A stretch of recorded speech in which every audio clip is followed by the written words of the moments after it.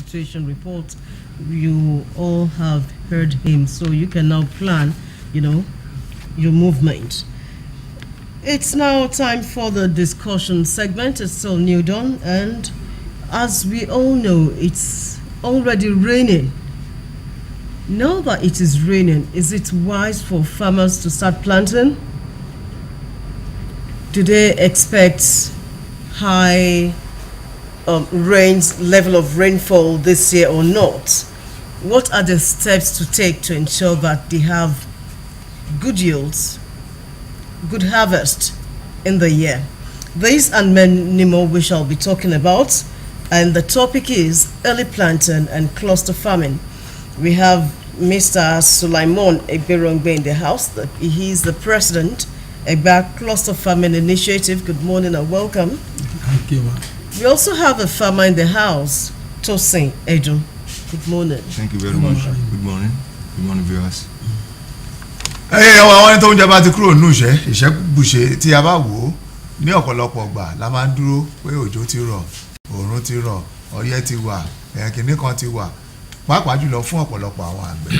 Ṣùgbọ́n tá a bá wò ó ní àná òde yìí, òjò rọ̀ láwọn apá ibì kan. Tójò yìí bá dẹ̀ ti rọ̀, ó túmọ̀ sí pé inú oṣù kẹta ọdún tá a wà yìí, àwọn àgbẹ̀ á máa gbèrò pé ǹjẹ́ ó yẹ ká bẹ̀rẹ̀ sí ní gbìn nǹkan báyìí, ṣé kò yẹ ká gbìn? Ohun tí a fẹ́ gbé yẹ̀wò púpọ̀ lónìí ni pé ṣé nǹkan ọ̀gbìn ti tó láti wọlé báyìí nígbà tójò ti rọ̀ láwọn apá ibì kan. Àwọn ibi tójò rọ̀ yẹn ṣé bẹ́ẹ̀ nìkan lèèyàn lè gbìn nǹkan sí? Àwọn ibi tí ò tí ì rọ̀ ṣáàṣì lè dúró, àbá lè gbé papọ̀, òjò á máa bá gbogbo ẹ̀ lórí ẹ̀ torí a ti bọ́ sí oṣù kẹta. Tí a bá dẹ̀ ń wò ó, oṣù 12 péré ló wà. Àwọn oṣù kan wà tí nǹkan ò ṣeé gbìn láwọn àsìkò gẹ́gẹ́ bí Ọlọ́run ṣe tó. Ohun tí a fẹ́ gbéyẹ̀wò gan jù lówùúrọ̀ yìí nìyẹn. Pàápàá jùlọ àwọn àgbẹ̀ kéréje tí kì í ṣàgbẹ̀ aládàá ńlá. Àwọn àgbẹ̀ aládàá ńlá lápá láǹfààní láti lè ní odò tí àwọn náà ti ṣe sóko wọn tó lè máa lò láti fi wọ́n mi sí gbogbo àwọn nǹkan ọ̀gbìn wọn. Àmọ́ àwọn àgbẹ̀ bíi tèmi bí ẹ̀yin tó yẹ pé a sì ń ṣe kéréje ìjọgbọ́n ò la lè dá lásìkò yìí. Òjò balẹ̀ lánàá ṣùgbọ́n kò ń ṣe gbogbo àdúgbò ló balẹ̀ sí. Ohun tí a fẹ́ gbéyẹ̀wò lówùúrọ̀ yìí nìyẹn. Bàbá alàgbà Sulaimon Egberongbe tí àwọn jẹ́ ààrẹ fún àwọn àgbẹ̀ aládàáni kéékèèké fún ti Ẹ̀gbá, mo kí n káàbọ̀ sórí ètò sá. Bákan náà ni mo kí Òòdù tẹ́tí mọ̀ tó yàtọ̀ sí olóko ìyẹn alàgbà tó sìn Ẹdùn tẹ́tí mọ̀. Àgbẹ̀ làwọn náà a sì jọ ń sọ̀rọ̀ lórí ọ̀rọ̀ ọ̀gbìn àti gbogbo nǹkan tó jẹ́ iṣẹ́ ọ̀gbìn lórí ètò yìí tẹ́lẹ̀. Alàgbà tó sìn Ẹdùn ẹ bá káàbọ̀ sórí ètò yìí o. Káàárọ̀ mo kí yín, ẹ̀yin wá nílé mo kí yín pé káàárọ̀. Àyà ti bẹ́lẹ̀ òbí arẹ́ bíṣẹ́ òbí apẹ́ ní ẹnìkan ìpẹ́ṣẹ́ Mojí jẹ́ ká bẹ̀rẹ̀ látọ̀dọ̀. Okay, thank you. I'll start with Mr. Sulaimon Egberongbe, the president Egba Cluster Farming Initiative. Yes. Let's start with, now that it started raining already, or should we start with what is cluster farming all about? All right. It's a good question. The cluster farming is the coming together of small-scale farmers who believe that standing alone they will not be able to realize the benefit that could accrue to group. That is, we need to come together as a group so that we can realize the benefit of a group association. You see, standing alone, there are some things individual farmer will not be able to do. But if they come together in the cluster form, the cooperative efforts will help them to enjoy what they might miss as individual. Okay, so what are those things? For instance, okay, the such things include security. Okay. So marketing. Are you following me? Marketing. So purchase, bulk purchase. Let me, for instance, in the case of fish farmers, you see, bulk purchase. We can gather together and buy our fish feed in bulk at a lesser price than when an individual farmer go to buy it. So secondly, security. You see, the incident of stealing fish in the fish farmers farm will be reduced, because collectively we can get security men day and night to supervise our farms. That means you'll be at the same area. Yes, located as the same that's place. why I say we come together. Okay. So we are, instead of individual having ponds in different locations. Okay. So we could come together in an area.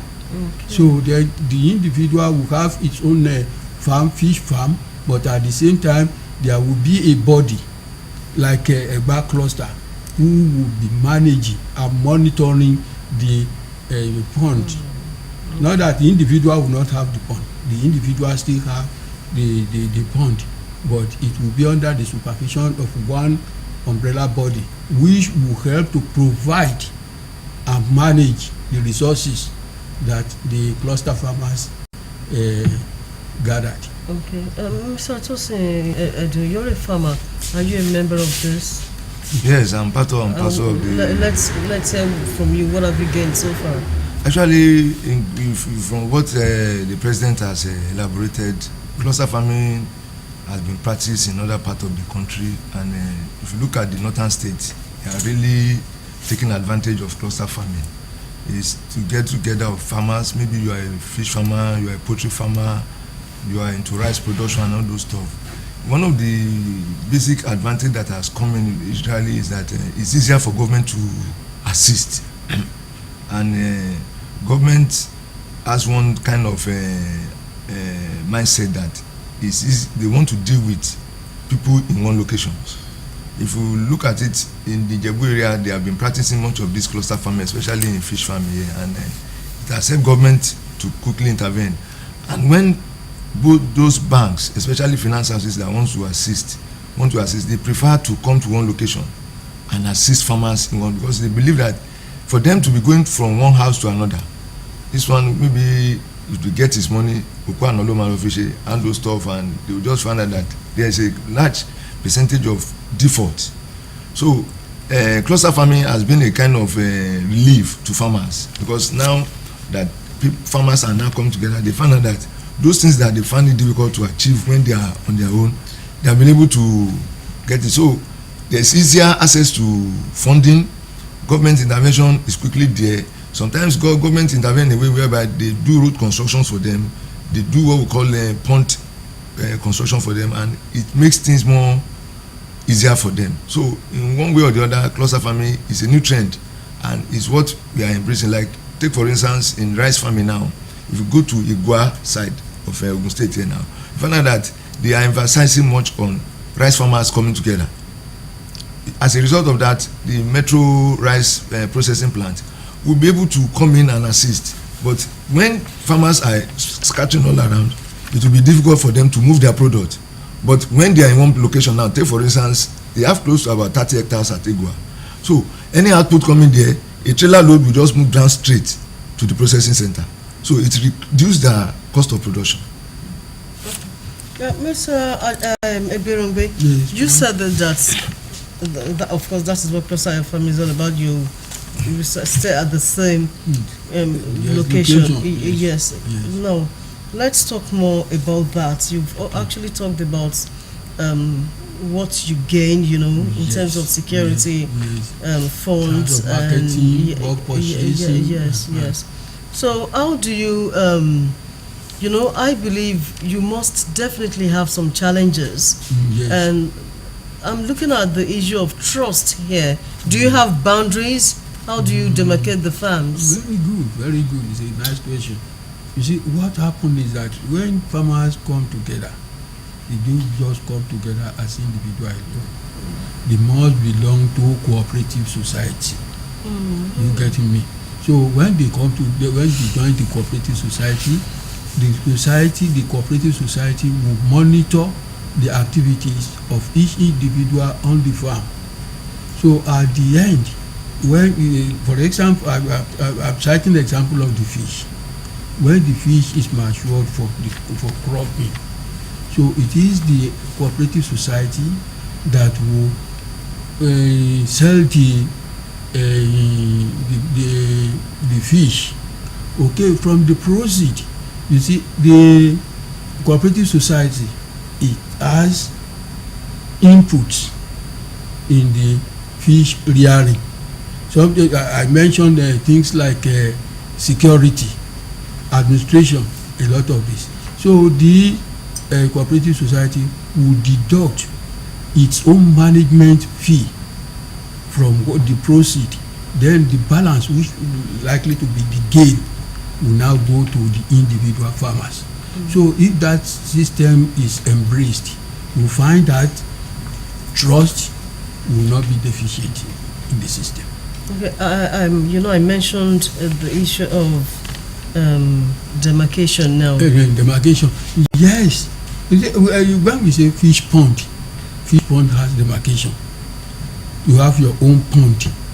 Are you getting me? So he has his own pond, I have my own pond. So the individual pond is demarcated.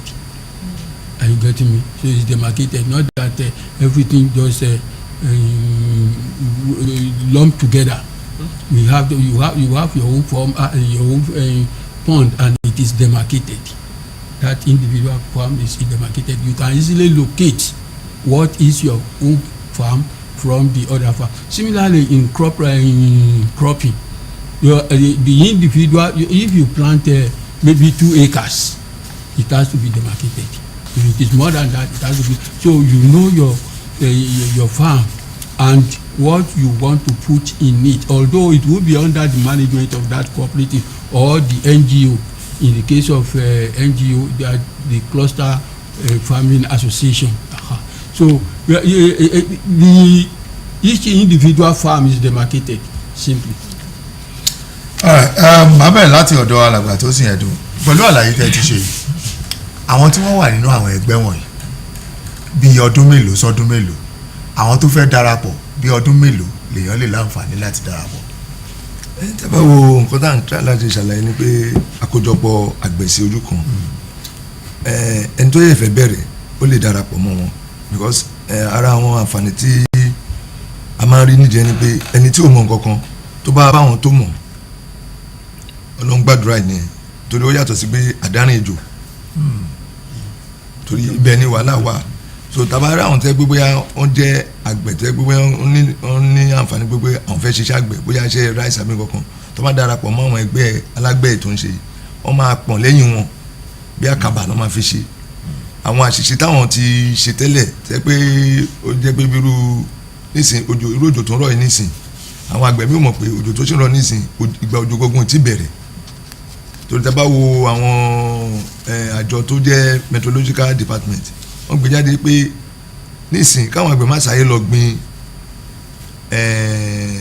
nǹkan sóko nísìn torí òjò tó sì ń rọ̀ yìí ó likely kò dá but irú gbogbo àwọn àlàyé báyìí ẹni tó bá wà nínú àwọn nǹkan tó jẹ́ gbẹ̀yìn ó lè má tètè gbọ́ àwọn kan yìí irú àwọn kan nísìn bírú ìjẹta sánà tó jò kan rọ̀ wọ́n ti ń sáré lọ gbin àgbàdo but tó ẹgbẹ́ àwọn wà nínú àwọn ẹgbẹ́ yìí wọ́n á lè tètè jẹ́ kó yé wọn pé kíní yìí ó kàn ṣe ń ṣe báyìí ni kò tí ì jẹ́ òjò gidi. So irú àwọn nǹkan yẹn ni ó jẹ́ àǹfààní pé àtẹni tó mọ̀ a ní àǹfààní láti mọ̀ pé òkè kò yẹ kí n ṣe nǹkan báyìí nísìn kò yẹ kí n ṣe nǹkan báyìí. So àtẹni tó fẹ́ ṣe àtẹni tó yẹ fẹ́ ṣe gbogbo ló lè join kì í ṣe pé bóyá ẹni pé o gbọ́dọ̀ lo ọdún 4 àtọdún 6 kò ní ṣe bóyá o ti gbọ́dọ̀ jẹ́ àgbẹ̀ tẹ́lẹ̀ àbí o jẹ́ àgbẹ̀ tẹ́lẹ̀ àtẹni tó jẹ́ àgbà àti òṣìṣẹ́ ìjọba torí iṣẹ́ kan ṣo tí ìjọba fọwọ́ sí. ọmọ ẹgbẹ́ gbọ́dọ̀ tó bí ọmọ ọdún mélòó. kò sí bó ṣe lè ṣe at least àti kékeré ni àti ń ká ọmọ yìí náà kò bá jẹ́ pé bóyá àwọn òbí ẹ̀gán lè tabára ọmọ tó wà ní primary school kan tó ní kẹ́ òbí òun wá ṣe aṣojú òun àfaramọ́ because ní tàn ṣe ni pé iṣẹ́ àgbẹ̀ iṣẹ́ tẹ́ pé a gbọ́dọ̀ fi kọ́ àwọn ọmọ yìí láti bẹ̀rẹ̀ ni so àti ọmọ tó wà ní primary school tó ń bá ń sẹ́ni kò sẹ́ pé àwọn òbí ẹ̀ bá ti ní tó ní àfẹ̀yìntì àwọn òbí ẹ̀ ó bẹ́tà ká jẹ́ kó wà òpin sí àwọn tó yẹ kó fẹ́ sí àwọn ọmọ yẹn nísìnyí. màá wá sọ́dọ̀ bàbá ẹgbẹ́ Ròǹgbé pẹ̀lú àlàyé táwọn ti ṣe yìí tí a bá wò àdúgbò yàtọ̀ síra wọn bóyá èmi ń gbé bì kan bèbè odò ni ṣùgbọ́n òjò rọ̀ ṣùgbọ́n torí pé mo wà ń bèbè odò ṣe hàn pé bí atẹ́gùn bẹ̀ ṣe máa fẹ́ yàtọ̀ ó ṣeé ṣe kí n lo àǹfààní odò yẹn láti fi ṣe ọ̀pọ̀lọpọ̀ àwọn nǹkan òjò dẹ̀ rọ̀ lánàá kì í ṣe jákèjádò gbogbo ìlú ló rọ̀ kò dádúgbò tiwa ṣùgbọ́n mo rí pa ẹ̀ láwọn àdúgbò kan gbà tí mo jáde ní àárọ̀ yìí irú ẹni tó wá jẹ́ pé àǹfààní tóun ní ni kó wà bèbè odò ǹjẹ́ òun lè bẹ̀rẹ̀ iṣẹ́ àgbẹ̀ ó lè bẹ̀rẹ̀ ọ̀gbìn báyìí. a lè sọ ní kò lè bẹ̀rẹ̀ ọ̀gbìn o ìyẹn nísìnyí torí ó dàbẹ̀ ni pé ayé ti rọrùn ibi tí àgbẹ̀ ń lọ kì í ṣe àgbẹ̀ ọlọ́kọ̀ aládà ní ìlàdẹ ìrètí ní ìsinyìí là ń lò ní ìsinyìí pàápàá jùlọ tá a bá lọ sí ìlú òkèèrè wọ́n ń pè kinní kan ní irrigation ẹni tó wà ní etí bèbè odò yẹn tó bá ní àǹfààní kíni bóyá ó ní ọ̀pọ̀lọpọ̀ owó ó lè gbéra kó máa mú iṣẹ́ kó máa mú ṣe ó tún mọ̀ pé àti fún omi rin nǹkan tó ń gbìn kò ní nira torí omi wà ní tòsí ọ̀dọ̀ ẹ̀ àgbẹ̀ pàápàá náà a lè sọ pé ẹni tí ò jẹ́ ìlú náà rẹpẹtẹ tí ò ní àǹfààní àti ṣe irrigation òun náà lè ṣe torí mo níran pé odò kan wà ní etí ilé mi bẹ̀ yẹn ẹni tó wà ń bẹ̀ ọkọ́ àtàdá iná ẹ̀dùn fi ń ro oko ẹ̀ but ó wo ibi tí omi yẹn tó gbé rinlẹ̀ dé omi tó wà níbi yẹn ó wo ibi tó gbé rinlẹ̀ dé so ibẹ̀ yẹn gangan ló di mú oko ẹ̀ tó mú lọ síbi etí omi bó bá dẹ̀ jà tó bá rí pé bóyá ó dàbẹ̀ ní pé lẹ́yìn fẹ́ gbẹ á tún bọ́ sínú odò á bomi fúnra rẹ̀ á bẹ̀rẹ̀ sí fi rin irú àwọn eléyìí yìí ni wọn ò jẹ́ ká ní ìṣòro púpọ̀ ní ìgbà ẹ̀rùn torí àǹfààní tó wà lọ́wọ́ wọn lò tó dẹ̀ dáa jù náà nìyẹn pé ká lo àǹfààní tá a bá ní ká fi ṣe ohun tí a fẹ́ mú jáde gbàgbàgẹ́ ọ̀rọ̀ ọ̀gbìn ní ìsinyìí yìí ó ti di ohun káráyé o àǹsọ̀tá ìmọ̀rùn lọ́jọ́ kò sọ́fíìsì lọ́jọ́ kò sí kínní bẹ́ẹ̀ni ọba múra láti ṣe nǹkan tí ó máa jẹ wọ́n dẹ̀ ti ń sọ fún wa wípé iṣẹ́ ọ̀gbìn òun ló lè gbà wá là ní Nàìjíríà àtẹni tó wà lọ́fíìsì àtẹni tó wà ní ìfà mo ní mẹkáníìkì tó ń fi iṣẹ́ ẹ̀lẹ́ tó máa mẹkáníìkì iṣẹ́ yìí owó ọ̀rẹ́ ni ọ̀dẹ̀ máa padà lọ máa lọ ṣe oko níwọ̀nba tó gbogbo wa ká padà lọ ká lọ múra síṣẹ́ àgbẹ̀ ìlú tọ̀.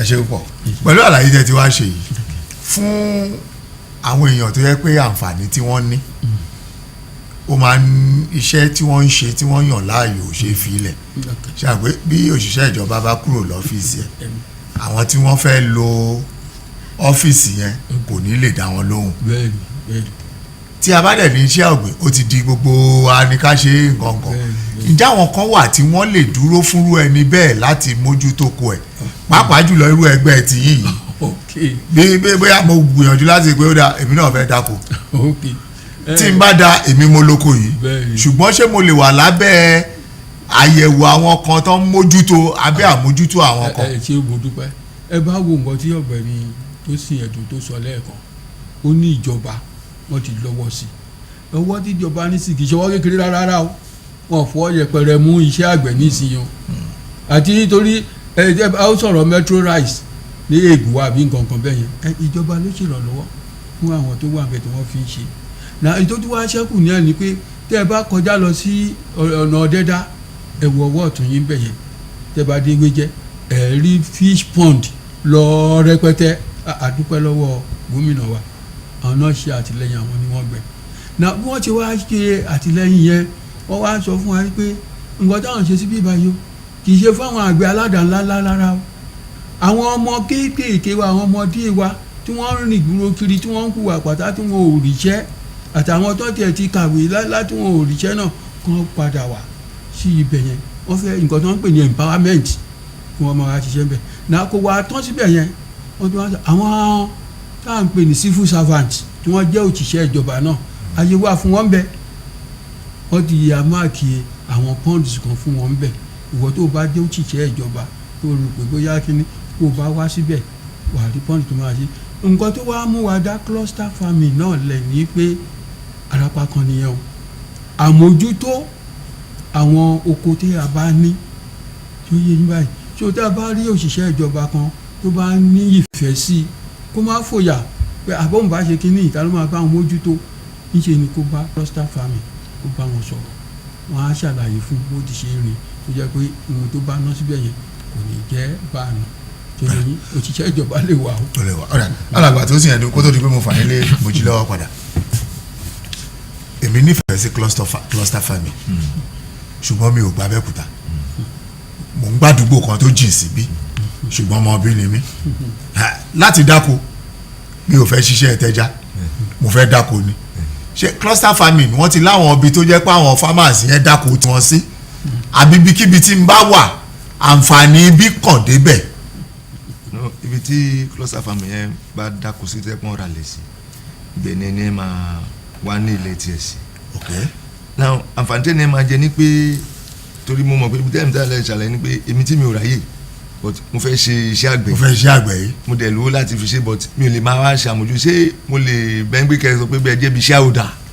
bẹ́ẹ̀ ni. mo fẹ́ ra shares bẹ́ẹ̀ bí kí n dẹ̀ lọ sùn pé kó dẹ̀ dárọ́ ọjọ́ kíkẹ́ dẹ̀ máa sọ fún pé. báyìí ló dé o báyìí ló wà o báyìí la ṣe dé o. so àyè àǹfààní yẹn wà ìyẹn ló jẹ́ pé ṣẹ́rí tí wíwà tá a wà lójú kan yẹn òun ló jẹ́ kí àmójútó yẹn máa wà ló jẹ́ pé lẹ́ẹ̀fi rí pé àwọn òṣìṣẹ́ ìjọba tẹ́ pé a mọ̀ pé wọn ò lè fi ṣẹlẹ̀ kọ́ máa wá ṣe so ohun tó ṣe ṣẹlẹ̀ wẹ̀ àwọn kankan àtọ́ ń pè ní central accounting system tó ti ṣẹlẹ̀ tí kò fàyè lẹ̀ fún màgòmágó irú nísìnyí pé bọ́ẹ̀ máa ń ṣe pé bóyá mo fẹ́ ṣe nǹkan ó ti ní central account ẹ pé owó máa wọ̀ ó ti ní àwọn tó máa wá gbé oúnjẹ wá àwọn tó máa gbé gbogbo nǹkan tẹ ní ìdílé àwọn tó yẹ pé bóyá àwọn ní tractor àwọn tó máa gbé rice tó ti ṣe gbogbo ẹ̀ ó ti ní àwọn tó yẹ pé bóyá ó máa rà á so kò ní jẹ́ pé bóyá ẹni ẹ sọ pé tí n bá ṣe kíni tán ṣé èmi náà mo yẹ máa lọ pútọ̀ èmi máa ṣe gbogbo ẹ̀ gbogbo yẹn àwọn nǹkan tó máa fa ìkùnsínú irú ìbéèrè táwọn béèrè pé ṣé trust máa wà àwọn kan tó máa fa ìkùnsínú yẹn a ti ṣe àyẹ̀wò ẹ̀ àti yanjú ẹ̀ kúrò sọ́dọ̀ ìwọ tó bá ní pé o wá o fi ó síbẹ̀ tó bá tẹ̀ ráyè wà ó ti ní àwọn kan tó ń pè ní charges tó máa wà bẹ́ẹ̀ tẹ́ gbókè o ẹni báyìí ló máa rà tó bá dẹ̀ tẹ̀ pé mo tà tán tó ẹni ẹ bá dẹ̀ rà kì í gbé bóyá ó máa kó yẹn padà sí central account yẹn náà láti inú central account yẹn tẹ́ gbé bóyá iye báyìí ni wọ́n charge fún kí wọ́n máa lọ. Ibo ni cluster farming center wà. cluster farming center ó pọ̀ káàkiri gbogbo Ògùn state. ẹ dárúkọ. ìkan wà ní Ìjẹ̀bú-Òde ló ń pè ní Eriwẹ̀ àwọn tẹ̀ ti under Ìjẹ̀bú-Òde development on poverty alleviation ló handle yẹn IGTP so àwọn yẹn wọ́n wà ní iṣẹ́ ẹja wọ́n ń ṣiṣẹ́ kòkó wọ́n ń ṣiṣẹ́ pákó wọ́n ń ṣe gbogbo ẹ̀ ìkan wà ní Ìkẹ́nnẹ́ tẹ́pọ́n ẹ̀ṣẹ̀ dálẹ̀ yẹn ti ẹja nìyẹn ìkan dẹ̀ wà ní Odeda farm institute nísìn tẹ́pẹ́ yẹn náà fún ti tẹja ní ewé jẹ́ ìkan wà ní Màṣáyì ní under Yewa side then Egua àwọn ní rice àwọn ní Pákí ó ti wà kéréje káàkiri. irú tọ́ dáadáa yẹn mo fẹ́ kópa ń bẹ̀ ṣáyè ṣì wà. àyè ṣì wà àyè àgbẹ̀ òkè ní resumption time and closing time kò dẹ̀ sí pé close form ti close àbí kò sígbà tí èèyàn fẹ́ dáko tí ó lè bá àwọn èèyàn tó fẹ́ dáko but àǹfààní yẹn ṣì wà fáwọn tó bá fẹ́ ṣe ǹjẹ́ lẹ́ fi rí pé gómìnà wa tó ń ṣe ni pé wọ́n ṣe sí ìka mẹ́tẹ̀ẹ̀ta the 3 senatorial district ìkan wà ní Màṣáyì ìyẹn ló tẹ̀kẹ́ àti Yewa ìkan wà fún Ọ̀dẹ́dà ìyẹn ló tẹ̀kẹ́ Ògùn central then ti Ìkẹ́nnẹ́ ìyẹn náà ló tẹ̀kẹ́ àwọn the east so ìyẹn lẹ́ fi rí pé kò sí pé bóyá mo wà ń bíbà mi ò lè ráyè ń bíbà ẹlòmíì tó dẹ̀ jẹ́ pé bóyá ó jẹ́ ọmọ east tẹ́ pé ó wà ní Ògùn central bó bá sọ pé Ògùn central ni òun fẹ́ wá ṣe wọ́n máa gbà so kò sí nǹkan tó jẹ́ pé bóyá ọmọ Yewa lélẹ̀ ọmọ Ẹ̀gbá lélẹ̀ gbogbo ẹ̀ ibi tó bá ń wà lálẹ́ lọ́bọ̀ lálẹ́ dúró sí but tó kàn ṣe ẹni pé kẹ́ni ẹ ó gbọ́dọ̀ ready láti abide by the rules and regulations tó guide òfin tó di gbogbo ẹgbẹ́ mú pé o lè dáta ọjà lẹ́yìn o dẹ̀ lè ṣe àwọn kankan tẹ́gbó máa ní pé bóyá o sáré nídòó wá ní pé sáré tẹja méjì ń bẹ́ẹ̀ pé kí n sáré lọ fi ṣe wá ṣe ń jì sáko kẹfì sáwá ṣe ń so ìyẹn la fi ń sọ pé ìlú tí ò sófin. bó bá ẹgbẹ́jà bá àwọn oúnjẹ nǹkan tó lẹ̀ lẹ́jà lódò. a sọ pé a ní kó lọ sọ́jà kó lọ sólómore kó lọ ra ìrẹ̀jà tiẹ̀ bẹ́ẹ̀ because eléyìí ó ti di ọ̀rọ̀ àjọṣepọ̀ kì í ṣe pé bóyá nǹkan tẹ́ pé o lè dáwọ́ wú. ẹ ṣe ẹ yà wọ́n. Okay, Mr. Egberongbe. Yes, ma'am. I'll still go back to that issue of let's say trust. Okay. Let's assume, is it at the end of the day you have the same quantity to sell? No. So how do you go about profit sharing? Profit sharing. Yes. Yes, I mentioned it the other time. You see, when you want to sell your products, our officers will be on ground. For this, in the case of fish, it is weighed. Okay. It has to be weighed, and there is a price for it. When it is weighed and the price is paid, it goes into the central account, as he has said. So the central account, the cluster or the NGO will just deduct what is their management fee on that supervision. So after the management fee has been deducted, the profit goes to the owner, the farmer, I mean. Yes. So it goes to the farmer. So the issue of trust is there. For instance, we know how much fish you put into your pond. Oh.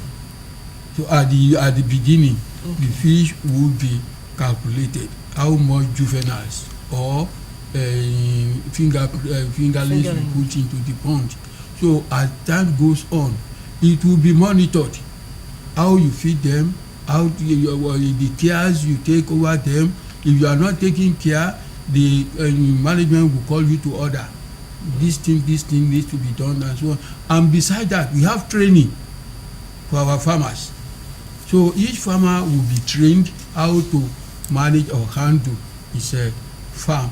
So the issue of trust, there is no problem with the trust, because as I said, we have a cooperative society which each farmer must join. Above the cooperative society, we have the cluster. The cluster also the cluster is an NGO. It has several organizations, and it has an administrative section. So all these things are put in place in order to ensure trust by every farmers. So that's the system. Okay, so what does it take until to become a member of a cluster? Okay, thank you. Any farmer that wants to belong to the cluster must first of all be a member of cooperative societies. Any cooperative society? No, not any. Okay. He has to show already in Egba here now. We have Egba cluster. We have some cooperative societies who have registered with the Egba cluster. So the individual farmer will join any of the cooperative societies he or she is interested in. Are you getting me? So the cooperative society is registered, as I said. So the farmer will have to register, and he has an identity card. The identity card, he cannot go into the farm if you don't show that you are a member of the cluster and a farmer.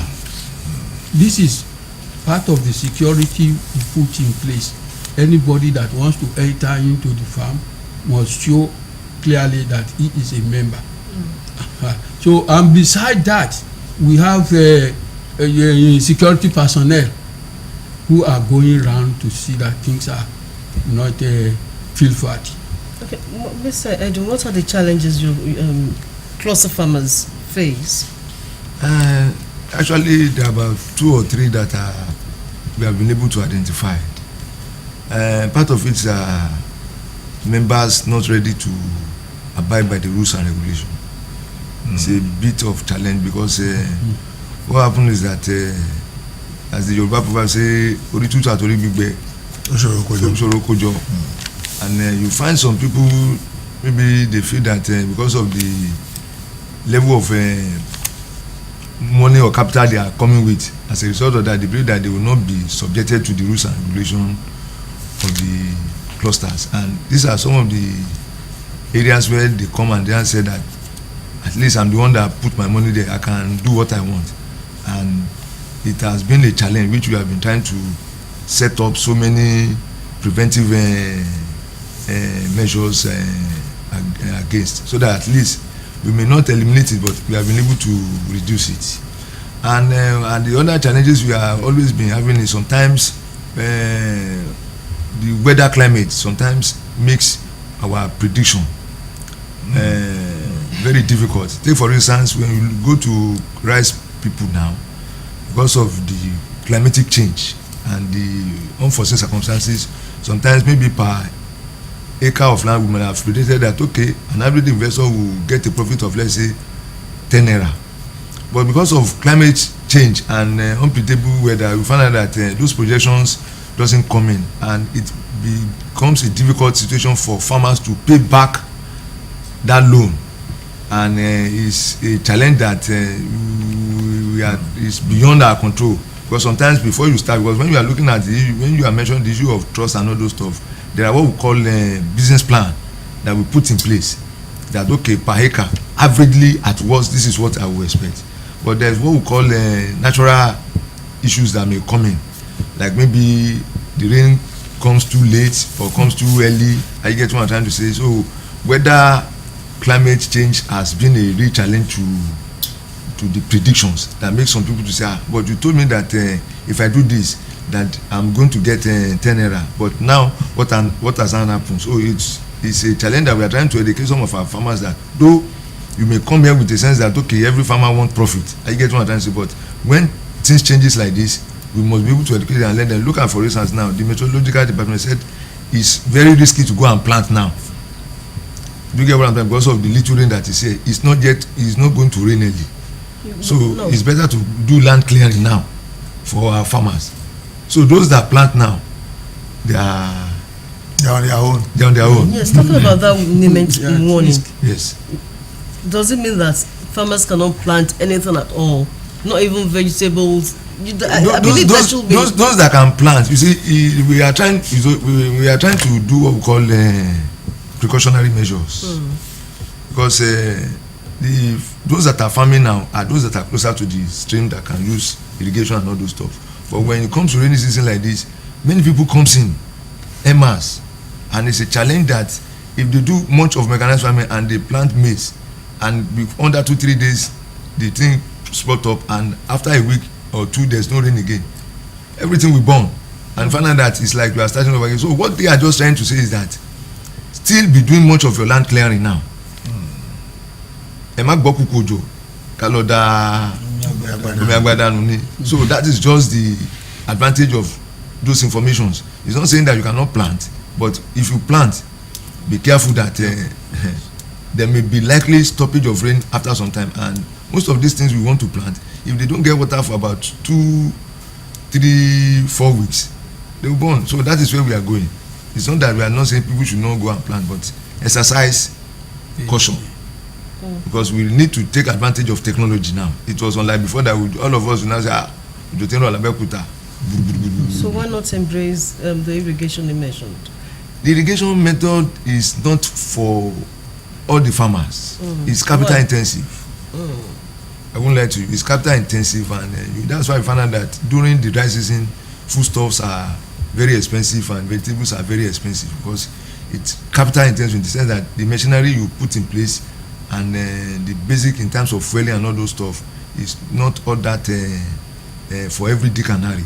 It's a time where it's only the farmers that are really having the much of capital, unless those that want to use manual way, whereby they will use bucket to be wetting, and you find out that one also is penny wise, pounds foolish. So it's very strenuous. So when we talk of irrigation, we are talking about mechanized irrigating farming, and we find out that most of the time, because of our landscape here, is more or less more effective in the northern state, because they have dam and they have invested much into much of irrigation over there. But here you find out that it's individuals that are still doing much of this irrigating farming. Yeah, thank you. Mo fẹ́ ká wo kinní kan, mo rí pé gbúre ti hàn gan lọ́jà, a dẹ̀ máa ń tu gbúre dànù nígbà tá a wà kékeré. Èèyàn lè ṣiṣẹ́ gbúre pé gbúre mo fẹ́ gbìn, ṣé ó ṣe é gbìn? Ìyẹn ìbéèrè kínní. Ìkejì, ẹ̀jẹ̀ adìyẹ, ṣé àwọn ibi tẹ́ ẹ dárúkọ yìí náà èèyàn lè san adìyẹ bẹ́ẹ̀? ẹ lè ṣe adìyẹ mẹ́rin kan, ṣe bá woru ọ̀dẹ́dá yẹn nísìnyí, oní pọ́tírì wà ń bẹ̀. In fact, àyè wà fún gọ́ọ̀mẹ̀ntì wa, àyè wà fún ẹni tó fẹ́ gbin ẹ̀fọ́, tó fẹ́ gbin gbogbo nǹkan. So tabakọ̀ sọ ẹja kan fi yẹn ń ṣe àpẹẹrẹ ní integrated farming ní nǹkan tí à ń ṣe ń bẹ̀, oní pákí, ẹni tó fẹ́ ṣe màálù, ẹni tó fẹ́ sin woro, ẹni tó fẹ́ ṣe gbogbo àǹfààní ẹ̀ náà ló wà ń bẹ̀. But tó kọ́ máa bẹ́ẹ̀ ni pé ojú kan ṣo yẹn la máa wà fún àmójútó irú tẹlẹfọ tẹ́lẹ̀ sọ yẹn nísìn ìgbà tẹ́fọ̀ ń tà náà nígbà tí tó bá máa fi di tójú bá bẹ̀rẹ̀ nísìn ẹ̀fọ́ ti fọ́ so yẹn ló fi jẹ́ pé ẹni bá máa ṣe yẹn á ti bẹ̀rẹ̀ láti bí October lẹ́ni ẹ̀ lè bẹ̀rẹ̀ sí ní jẹun ẹlẹ́fọ̀dé ọ̀tọ́ bá ti di pé òjò bẹ̀rẹ̀ báyìí kókó kangare wọlé because àìrí pé ẹ̀fọ́ díẹ̀ báyìí nísìn bóyá bí 200 lọ́ntà ọ̀tọ́ máa dìgbà yẹn ẹ máa tọ́ wọn máa dà lẹ́sì kútọ̀ tọ́ máa dà lẹ́sì ọjà ni pé wọ́n máa fẹsẹ̀ tẹ̀mọ́lẹ̀ ni pé ẹni bá fẹ́ kó kó wọ́n bá wa kó so ó ní ìgbà torúkàkù lè wọlé ìgbà ẹni àgbàdẹ́gbọ̀dẹ mọ̀ gbà tó máa jáde irú ẹlẹ́fọ̀ nísìn tó bá ti bóun fẹ́ wọlé o kó wọlé ní October tó bá ti ń di February ending ó tètè máa kó gbà sílé àfi àwọn tó bá yẹ pé bóyá òjò tètè rọ̀ ló ti lè sáré jẹun bí oṣù kan lẹ́yìn yẹn ó mọ̀ pé oúnjẹ yẹn ti tán ó tún di ọdún tó ń bọ̀ nìyẹn so tó ń ṣẹlẹ̀ gángan nìyẹn. pẹ̀lú àlàyé tẹ́ ẹ ṣe yìí bàbá ǹjẹ́ ẹ lájọṣepọ̀ pẹ̀lú àwọn ọmọ iléèwé láti lè ṣẹ́rí gbogbo ètò yìí ká gbé wọ àwọn iléèwé ṣẹ́rí mo rí i pé àwọn ọmọ kéékèèké wọ́n fẹ́ràn nǹkan ọ̀gbìn gan tó bá láǹfààní láti gbé nǹkan kan sẹ́yìn kùlé ojoojúmọ́ ló máa lọ wò yàtọ̀ ságbàlagbà tó kàn máa wò pé tó wá dọ̀sẹ̀ tó ń bọ̀ máa lọ bẹ̀ ládẹ̀ ti tètè rí i pé ìfẹ́ táwọn ọmọ yìí ní sí kinní yìí ò parun torí àwọn orílẹ̀-èdè kan wà rédíò tá à ń gbé kiri yìí àwọn ọmọ kéékèèké ló ń ṣe tágbàlagbà wa ò lè ṣe rédíò ń bí ǹjẹ́ ẹ ní àjọṣepọ̀ láti gbé wọ iléeṣẹ́ ètò ẹ̀kọ́ tàbí àwọn iléèwé kan wà tẹ́ ti gbé wọ̀ láti lè jẹ́ kí wọ́n mọ kinní yìí ká tètè yára rí i pé asúngisíná lórí ìfẹ́ wọn sí ọ̀gbìn bẹ́ẹ̀ ni. agbè kan ìròkò láti kékeré ẹ ṣe rí bẹ́ẹ̀ ti ṣe wí yẹ ó da ó dùn mọ́ wa nù ìbáyà sọ fún yín pé àmọ̀ràn tó dáa tó kún rẹ́rẹ́rẹ́ iná lè mú wa yẹ ṣùgbọ́n kínní kan wà ń bẹ gbogbo nǹkan tí à ń wí ìṣe kákànkàn bó ṣókò ká mú kínní ká máa fi tulẹ̀ káàkiri wọ́n máa ní ìdí owó ṣé yẹn ń ṣà wọ́n máa ní ìdí owó iná ni Mr. Edun sọ fún wa lẹ́ẹ̀kan yẹn ọmọ kékeré tó bá fẹ́ ṣe bó jẹ́ bàbá ẹ̀ àti ìyá ẹ̀ ló máa ṣàtìlẹ́yìn fún ọmọ primary school olóòtú fẹ́ rówó tó fẹ́ fi dákú tó fẹ́ fi ṣe kínní bọ̀tí a bá sọ yí pé ká fún wọn ní ìdánilẹ́kọ̀ọ́ tàbí pé kí a mú wọn ní ẹ̀mí àti ṣe iṣẹ́ yìí ó wà ń bẹ tá a lè ṣe ohun tí wàá ṣe ń bẹ̀ ni pé excursion wọ́n lè wá ṣe excursion tí wọ́n bá ṣe excursion tó bá rí wọ́n á ti ṣe àwọn náà gan wa pa ìtẹ́ sọ pé ni wọ́n máa ń dùn láti pé kọ́ máa ṣe inú wọn á túbọ̀ máa dùn sí. Sorry, let's hear from some of our viewers. Right. Hello, good morning. Is that Cluster Family? Yes. Hello. Please turn down the volume of your TV set. Okay, sir. Then you tell us your name and where you're calling from. I'm calling from Kene. Okay, your name, please. My name is Amusa. Okay. I want to know where I can get this cooperative there, because I want to join the fish farming association, and how I can go about it. I will advise you that you come to the Department of Fishery at Okelewo. That is where they can be able to liaise you up with the NGO that is running the one at Ekene, or you go to the Ministry of Agriculture at Okemoson, whichever one that is closer to you. But the one preferably the Fishery Department opposite Central Bank at Okelewo there, they will be there to be able to attend to you fast. Okay. So you can take your time and come to Abeokuta. Thank you for you are doing good work, and we are really interested in this type of program because it's increasing the capacity of the youth. All right, thank you, sir. Hello, good morning. Hello, good morning, Ekaro. ẹ káàárọ̀ kí lorúkọ yín bọ́lá tí ń pè. Engineer Fẹ́mi Ọ̀nàsànyà from Lagos. ẹ káàbọ̀ sórí ètò kí ni ìbéèrè yín. Ìbéèrè tẹ́ béèrè lọ́wọ́ bàbá ni mo fẹ́ dọ́gbọ́n sọ fún bàbá. Bàbá ò ní fẹ́ sọ àwọn kankan lórí afẹ́fẹ́. Ọ̀rẹ́ ẹ̀gbọ́n tèmi ó jáde ní Yaba Tech. Okay. Ẹsẹ̀ pé nípa rédíò tí wọ́n ọmọ kéékèèké ń ṣe nílùú ìbò ṣe pé mo sọ bíi tòun lòmí. Àwọn ẹ̀gbọ́n mi yẹn ọ̀rẹ́ wọn ni wọ́n ṣe helicopter ní Yaba Tech níbi tó fò sókè bí òkè kan tó padà wálẹ̀.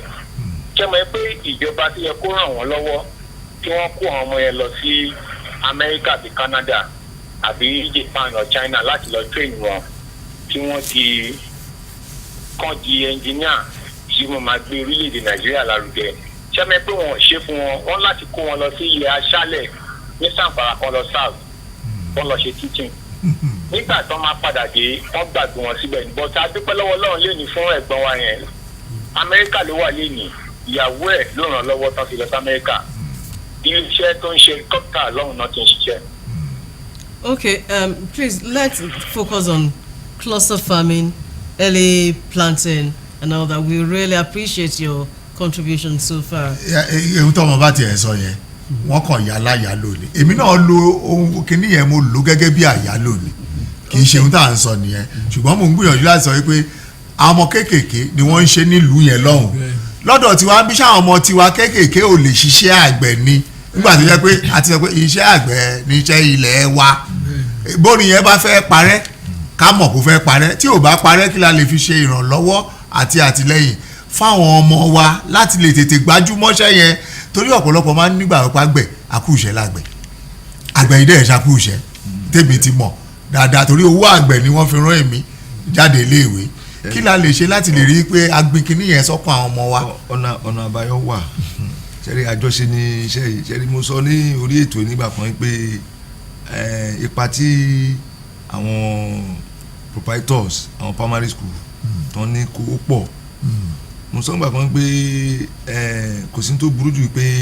kí iléèwé ní garden lẹ́yìn kó ní oko kékeré kó lẹ́yìn kọ́sẹ̀ ìgbà kan iléeṣẹ́ tèmi ó tẹra mọ́ pé wíwá ká fún àwọn skul níbi ẹ̀dìẹ̀ 5 ẹgbẹ̀ja 20 ẹgbẹ́ oúnjẹ wọn kẹ́sì fún wọn but àwọn ará tó jẹ́ proprietor school wọ́n gbà wọ́n rí ní pé iṣẹ́ ìdọ̀tí pé iṣẹ́ tí kò wúlò mo sọ pé ok irú ọjọ́ bàbá wọn ìyá wọn àgbẹ̀dẹ ní o ní ọjọ́ tí a máa fẹ́ ṣe irú end of the year party kìíní ẹ̀ mo ní ìṣẹ̀lẹ̀ kan kó àwọn ẹ̀dìẹ̀ tí àwọn ọmọ wọn sìn ìṣẹ̀lẹ̀ kan wò pé àwọn ọmọ òbí wọn ló yẹ kó máa rà but àwọn òbí náà hàn tún ṣalátìlẹ́yìn yẹn mo sọ pé a kàn lè blame ìjọba àwọn aládàáni náà á ní pákó láti lè ran àwọn òbí lọ́wọ́ tẹ́ bá gbogbo school nísìn